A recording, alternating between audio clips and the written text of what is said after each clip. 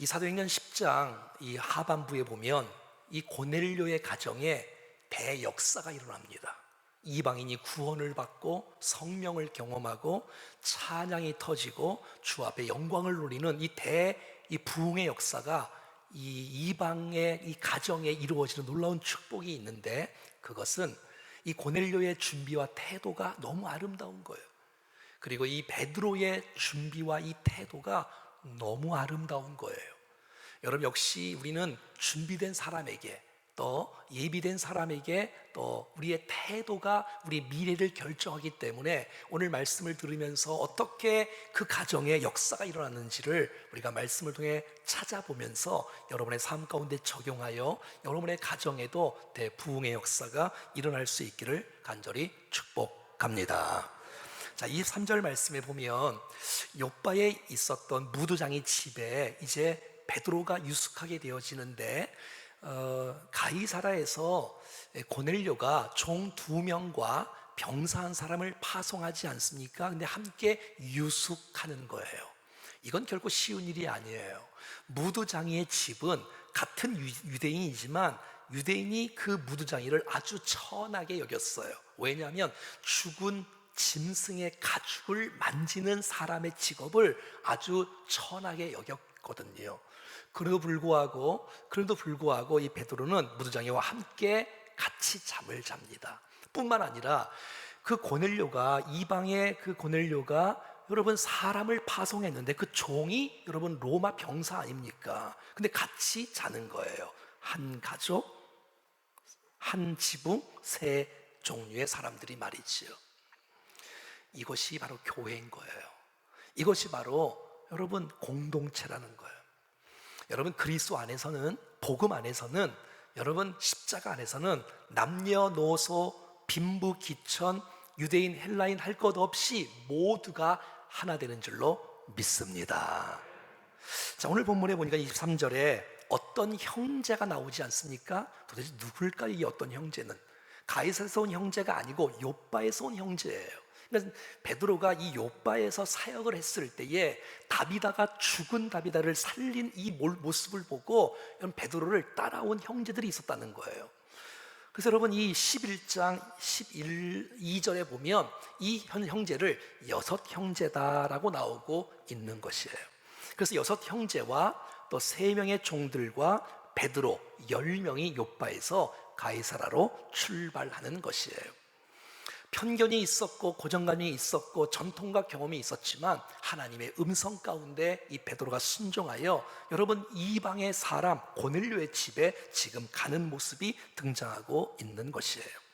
자, 오늘 보면 28절과 29절에 보면 이 베드로가 유대인으로서 이방인과 함께 교제하는 것, 유대인으로서 이방인과 함께 가까이 하는 것은 위법이다, 이건 불법이다, 이건 안 된다, 우리도 알고 너도 알지 않느냐, 하지만 하나님께서 내게 지시하셨다, 아무도 속되다 하거나 깨끗하지 않다 하지 말라 식으로 부름을 받아 사양하지 아니하고 왔노라. 사랑하는 여러분, 우리에게 지식이 있고 전통이 있고 경험이 있다 할지라도 이게 유법인 줄 알지만 하나님이 지시했다면, 하나님이 말씀했다면 하나님의 말씀에 목숨을 걸고 인생을 던지며 살아갈 수 있기를 간절히 소원합니다. 이 세상에 어떤 법보다 하나님 말씀보다 상위법은 없습니다. 하나님의 말씀이 우리의 인생의 영혼과 삶을 인도하시고 또 주장하신다는 사실들을 기억하셔야 되는 것이지요.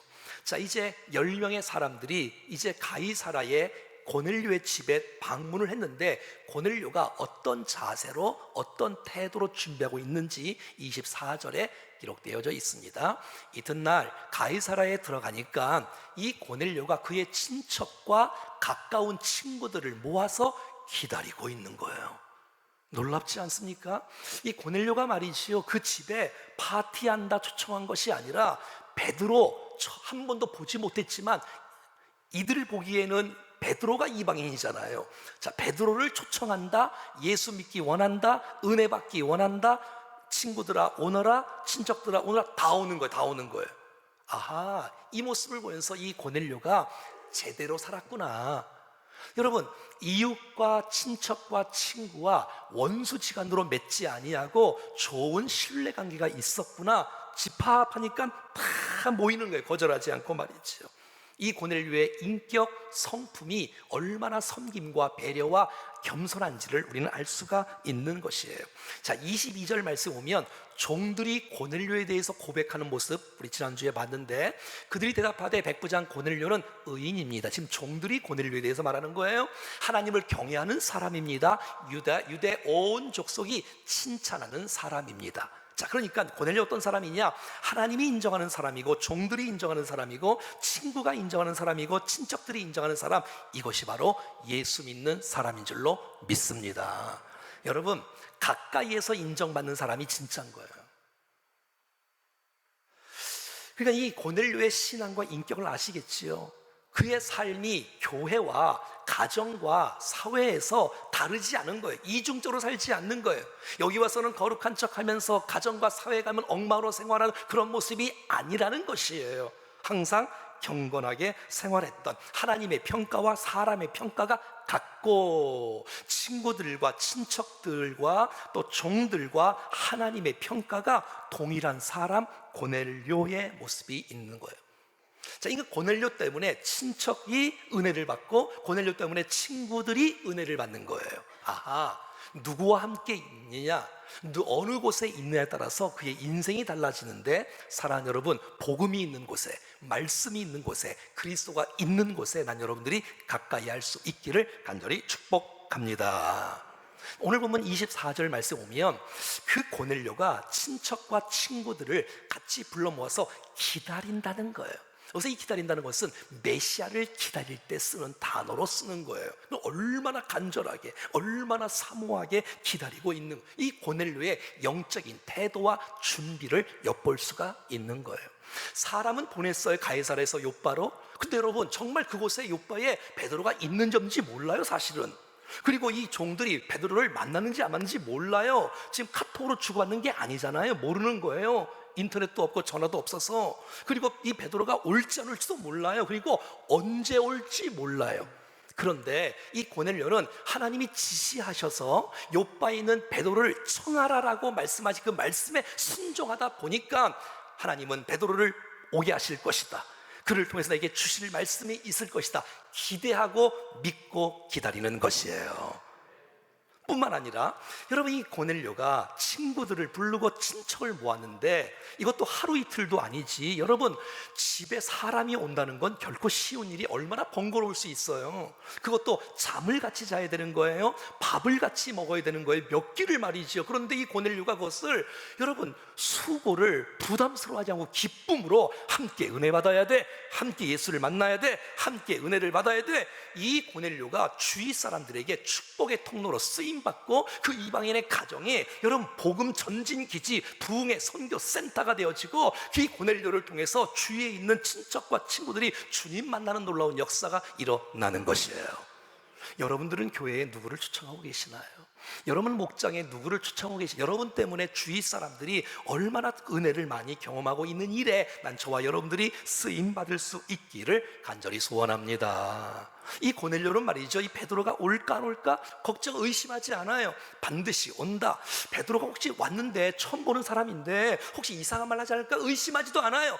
반드시 하나님은 베드로를 통하여 나에게 하나님의 말씀을 전하여 주실 것이다, 믿는 것이에요. 사실 고넬료는 말이죠, 본인이 먼저 베드로의 말씀을 들어보고 은혜가 되면 친척을 부르고 친구를 부를 수 있잖아요. 근데 그렇게 하지 않는 거예요. 같이 가자, 같이 주님 만나야 돼, 같이 은혜를 받아야 돼. 이런 사모함, 이런 기다림, 이러한 간절함 여러분 있습니까? 어떤 사람이 은혜를 많이 받지요? 어떤 사람이 대부흥의 역사를 경험할 수 있을까요? 10년 가운데 사모하는 사람, 기다리는 사람, 기대하는 사람. 여러분, 주일 예배에 30분 전에 오셔서 기도로 준비하고 15분 전에 찬양으로 준비한다면 오늘 이 예배 가운데 주의 기름 부으심이 넘쳐날 줄로 믿습니다. 기도로 준비하고 토요일날 카카오 채널을 통해서 우리가 다 광고나 말씀을 다 주보를 다 보내주잖아요. 미리 찾아보고 미리 준비하고 사모하는 마음으로. 여러분 신방을 가보면 이렇게 사모하는 분들이 있어요. 오늘은 목사님을 통해서 무슨 말씀을 주실까? 이렇게 사모하는 분들은 벌써 은혜의 이 지수가 달라요. 사모하는 마음이 있는 거예요. 오늘 저와 여러분의 영적인 태도와 준비가 하나님의 말씀을 사모함으로 하나님을 깊이 있게 체험하고 경험하는 역사가 일어날 수 있기를 축복합니다. 자, 25절 고넬료의 태도가 계속해서 나오고 있습니다. 마침 베드로가 들어올 때에 고넬료가 맞아서 발 앞에 엎드려 절하니. 베드로가 들어오는데 유대인 속국이잖아요. 자기는 지금 로마 장교. 여러분, 이 백부장 고넬료가 베드로가 들어오는 그 앞에서 납작 무릎을 꿇고 엎드리고 절하고 있는 거예요. 이것은 베드로를 높이는 것이 아니라 하나님께서 베드로를 세우셨다, 하나님께서 베드로를 나에게 보내셨다, 분명히 하나님께서 베드로를 통해서 나에게 말씀하실 것이라는 이 간절한 사모함 때문에 거기에 엎드리고 있는 거예요. 여러분, 베드로, 이 고넬료가 초라한 사람이 아니에요. 작은 사람이 아니에요. 하지만 말씀 앞에, 하나님 앞에 엎드릴 줄 아는 영적인 태도가 너무 아름답지 않습니까? 이 고넬료가 지금 겸손한 척 하는 거 아닙니다. 위선 떠는 거 아닙니다. 체면과 자존심이 있었다면 여러분, 친구들이 옆에 있어요, 친척들이 옆에 있어요. 로마 장교가 엎드리는 거 이거 쉬운 일이 아니에요. 하나님을 경외하는 마음이 있으니까 여러분, 그 베드로 앞에 엎드리는 모습이 너무 귀하지 않습니까? 이 발 앞에 엎드린다는 말은 노예가 주인에게, 사람이 신에게, 하나님께 예배하고 경배할 때 쓰는 단어가 오늘 본문의 이야기인 것이에요. 여러분, 고넬료 안에는 하나님을 경외하는 마음이 있는 거예요. 여러분, 이거 아세요? 하나님을 경외하는 사람은 사람에게 함부로 하지 않습니다. 하나님의 사람을 존중할 줄 아는 마음은 하나님을 경외하는 마음의 모습으로 드러나고 있는 것이에요. 너무 주님을 사랑하니까, 너무 말씀을 사모하니까 말씀을 들고 오는 그 베드로에게 여러분, 엎드리는 모습이 너무 아름답지 않아요?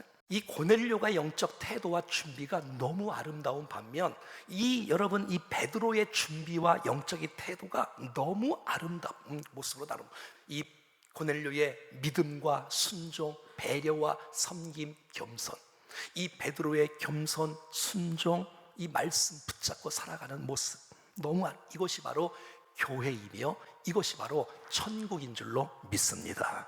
자기를 낮출 수 아는 사람, 남을 높일 줄 아는 사람, 이게 여러분 아름다운 건강한 공동체가 아닐까요? 근데 어떤 사람은 반대로 하는 사람이 있어. 자기는 높아져야 돼, 난 하나님이 돼야 돼, 사람을 깔아뭉개고 사람을 낮추고 이러면 건강한 공동체가 될 수가 없습니다.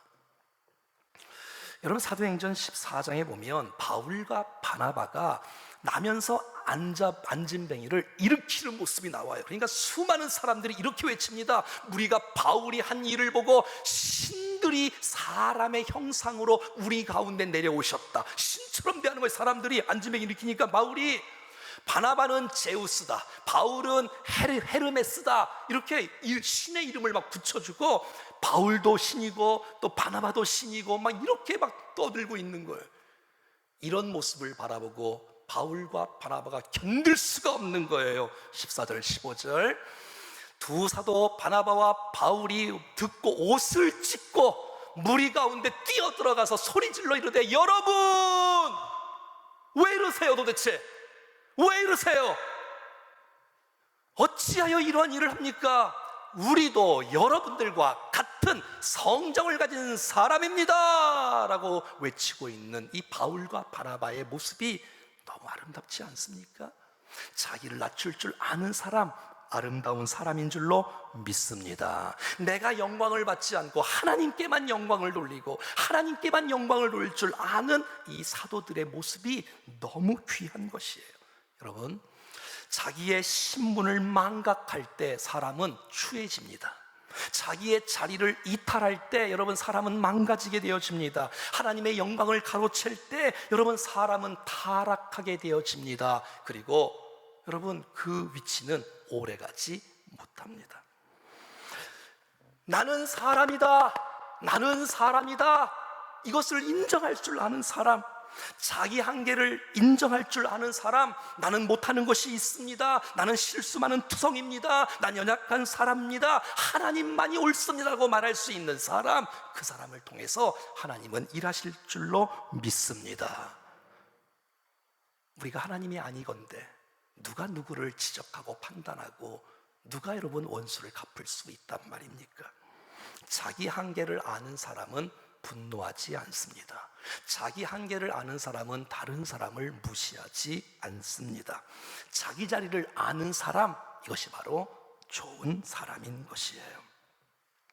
하나님 자리에 혹시 있다면 내려와야 됩니다. 하나님 자리는 죽을 자리입니다. 여러분 내려와야 돼. 사람의 자리로 내려와야 돼. 여러분 고지대에는 산소가 부족하답니다. 높은 문 올라가면 올라갈수록 죽는 자리임을 기억하고 사람인 것을 인정하고 여러분 겸손하게 살아갈 수 있기를 간절히 축복합니다. 33절 말씀 보면 고넬료가 나도 사람이라고 베드로가 말을 하니까 이 고넬료가 이렇게 말합니다. 내가 곧 당신에게 사람을 보내었는데 오셨으니 잘하였나이다. 이제 우리는 고넬료를 포함한 우리 모두는 다 주님께서 당신에게 베드로에게 명령하신 모든 것을 듣고자 다 하나님 앞에 있나이다. 와, 이 고백, 이 고넬료의 고백, 우리가 지금 당신이 오셨으니 잘 오셨어요. 하나님께서 당신에게 주셨던 말씀이 있을 거예요. 그 말씀 하나도 빠뜨리지 말고 내게 다 말씀해 주십시오라고 이 고넬료가 사모하는 마음으로 말씀을 기다리고 있는 거예요. 여기 고넬료는 베드로 얼굴 보기 위해서 베드로를 초청한 것이 아니었어요. 베드로의 말을 듣기 위해서 베드로를 초청한 것이 아니었어요. 하나님께서 베드로를 통해서 주실 말씀이 있다, 그 메시지 듣고자 합니다. 하나님, 베드로여, 하나님께 받은 그 말씀 내게 다 허락해 달라고 고백하고 있는 것입니다. 사랑하는 여러분, 이 시간에 하나님께서 준비된 이 말씀 가운데 부정한 종을 통해서 이 강단을 통해서 하나님의 음성이 여러분들에게 다 들려질 수 있기를 축복합니다. 그것이 진짜 하나님의 말씀으로 받는 거예요. 이 고넬료가 베드로의 말로 받는 것이 아니라 하나님의 음성으로 받기 시작하니 이 고넬료의 가정에 영적인 부흥의 역사가 일어나고 있는 것이에요. 문제는 태도의 문제라는 거예요. 준비의 문제라는 거예요. 데살로니가 2장에 보면 이런 말씀이 나와 있어요. 너희가 우리에게 들은 바 하나님의 말씀을 받을 때에 사람의 말로 받지 아니하고 하나님의 말씀으로 받음이니 진실로 그러하도다. 이 말씀이 또한 너희 믿는 자 가운데서, 이 말씀을 믿는 자 가운데서, 이 믿는 자 가운데서 역사하느니라. 할렐루야. 여러분, 사도 바울이 많은 교회를 세웠는데 하나님의 은혜로 여러분 가장 짧은 기간에 교회를 세운 교회가 바로 데살로니가 교회예요. 얼마 동안 데살로니가에 있었냐면 3주 동안 있었는데 3주 동안에 데살로니가 교회에 역사가 일어나는 거예요. 왜? 설교를 하고 가르치고 말씀을 나눴는데 그 말씀을 하나님의 말씀으로 받기 시작하니 그 믿는 자들 가운데, 말씀을 아멘으로 받는 자 가운데 구원의 역사, 치유의 역사, 회복의 역사, 축복의 역사, 응답의 역사가 일어난 것입니다. 이 데살로니가 교회 역사 말이지. 그래서 여러분, 사탄은 말씀의 능력을 알아요. 그래서 말씀을 듣지 못하게, 아니 들어도 사람 말이라고 생각해. 하나님 말씀으로 듣지 않아. 그러니까 우리 가운데, 믿는 자들 가운데, 믿지 못하는 자들 가운데는 역사가 일어나지 않는 것이에요. 의심하게 만들고 혼미하게 만드는, 하나님의 말씀을 하나님의 말씀으로 듣지 못하게 하는 모든 악한 것들이 떠나가게 해 주시옵소서. 그러니까 여러분, 목사가 얼마나 말씀을 잘 준비해야 되겠어. 이 강단에서 개인적인 얘기하거나 사람 올리고 낮추는 말 한다거나 세상 얘기, 정치, 경제, 사회 이야기 한다거나 이러시면 안 되지요. 이러면 안 되지요. 그건 하나님의 말씀이 아니지요. 하지만 하나님의 말씀을 붙들고 오늘 이 말씀 속에서 본문 가운데서 뭐라고 말씀하시는지 정확하게 해석하고 정확하게 전달할 때에 난 저와 여러분들이 하나님의 말씀 앞에 아멘으로 반응할 수 있기를 축복합니다. 제 말에 아멘으로 반하는 게 아니고 하나님의 말씀 앞에 믿음으로 아멘으로 반응할 때에 이 말씀이 여러분 안에 믿는 자에게 역사하는 축복이 나타날 줄로 믿습니다. 여러분, 성경에 보면 씨 뿌리는 그 자의 비유가 나오지 않습니까? 씨는 하나님의 말씀이고 밭은 하나님의 말씀을 받는 사람들의 마음 상태이지 않습니까? 길가밭이 있고 또 뭐 가시밭이 있고 또 돌밭이 있고 좋은 밭이 있는데, 길가밭에 말씀이 떨어졌는데 씨가 떨어졌는데 이 딱딱한 땅의 말씀을 아멘으로 받지 못하는 거예요. 그래서 그대로 있는 거예요. 그대로. 그러니까 누가복음 8장 5절에 이렇게 말하고 있어요. 씨를 뿌리는 자가 그 씨를 뿌리러 뿌릴새 더러는 길가에 떨어졌는데, 이 길가에 떨어지니까 그냥 밟히고 가는 거예요. 그냥 들어가지가 않는 거예요. 마음밭이 너무 딱딱해서. 그러니까 공중에 새들이 와서 먹어버렸다는 거예요. 공중에 새들이 와서. 근데 공중에 새가 누구냐? 주님께서 8장 12절에 이렇게 해석하고 있어요.